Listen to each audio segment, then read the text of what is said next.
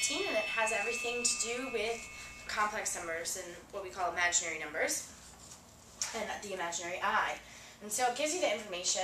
I is equal to the square root of -1. I squared then is -1. I cubed is -I. And I to the 4th is 1. So knowing that information, what is I to the 11th? So the way that you solve these I problems, and you need to know what they're equal to in their most simplified form, is you take that exponent, and since we're cyclical every 4 i's, so I to the 5th would be I to the 4th times I, so that's just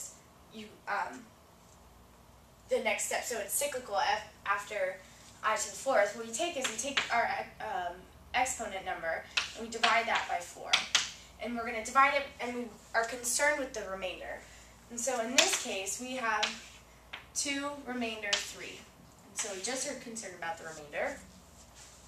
And so this is actually equivalent to I to the 3rd, which from our information is equivalent to -I. So your answer is -I. So on part B, it wants us to simplify this and write in an A plus BI form, which is like the standard form. So we're going to do that by multiplying by the complex conjugate on the top and bottom of our bottom term. So that's going to be 1 plus I, or 1 plus I. And on the top, that gives us 2I plus 2I squared plus 1 plus I. And on the bottom, that gives us 1 minus I squared. And now we can kind of simplify, because we know I squared is equal to -1. So it's going to be plus 1 on our bottom.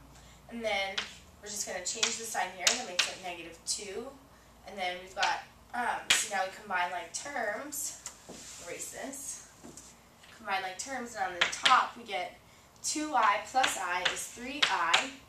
-2 plus 1 is -1. And on the bottom we have 1 plus 1, which is 2. So our simplified form is 3/2 I minus 1/2. If you want it in A plus BI, it's -1/2 plus 3/2 I. Okay, in this last one, we are going to simplify this. So again, anytime I have an I squared, I'm just going to multiply that, this 3, like we have an I squared here, I'm going to multiply it by -1, so that makes it positive. And I know that I to the 4th is just 1, so we can cancel that out. And I cubed is actually just -I. So this gives me 1 plus 2I plus 3 minus 4I minus 5. So now you can just combine like terms.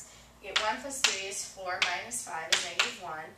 We've got 2I minus 4I, which is -2I, and that is your kind of answer.